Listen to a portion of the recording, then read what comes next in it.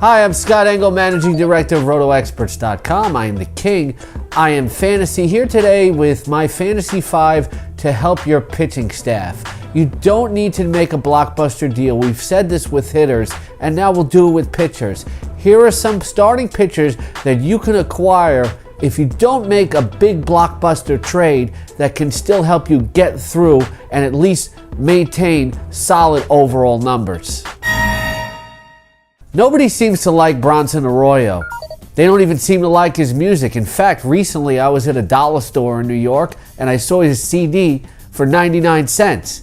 Nobody seems to want Bronson Arroyo in fantasy baseball either. But yet Bronson Arroyo continues to pitch solidly just about every single time out.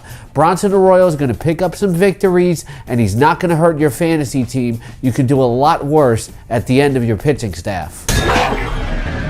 If you want somebody towards the back end of your rotation who's not going to hurt you, Locke is a young guy who's going to continue to be steady.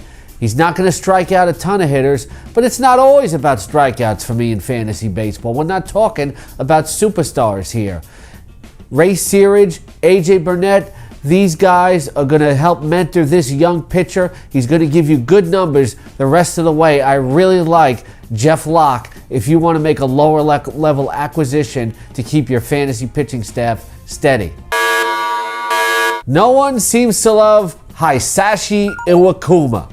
Maybe because he pitches in Seattle and he's all the way out there in the Pacific Northwest. What does this guy have to do to get some fantasy respect? He is pitching great every single time out, and it seems like nobody really believes in him. You know, maybe it'll take about a good year or two for fantasy owners to finally come around and realize that this guy is somebody you can acquire in a non-blockbuster deal and can really help your fantasy team. Let me tell you something. You have to get Iwakuma, and it's not going to take a lot to acquire him.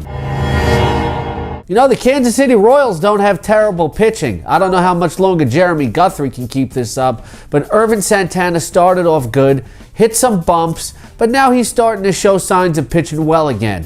Ervin Santana's biggest bugaboo is the home run, but when he's not giving up the long ball, he can give you some strikeouts, and he may not hurt your fantasy team overall. You might want to stream Santana in and out, especially if you have daily lineups. But I have him on two of my rosters, and I got to tell you, he's not killing me. And this is what all this video is about. Guys who won't kill you.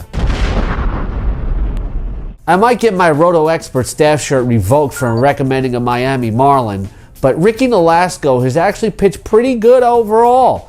Look, it's not easy to get wins when you're a Marlin, but you know, this guy can certainly help your peripherals, he can help your counting numbers, and he's not going to hurt you. And that's what the running theme, the running thread of this video is, guys who are not going to hurt you.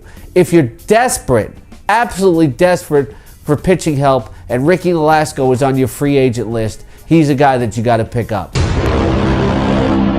For more waiver and acquisition and trading tips, check out the Exclusive Edge Fantasy Baseball package right here on RotoExperts.com. Just mouse over that premium tab right there on the menu on the top of the homepage.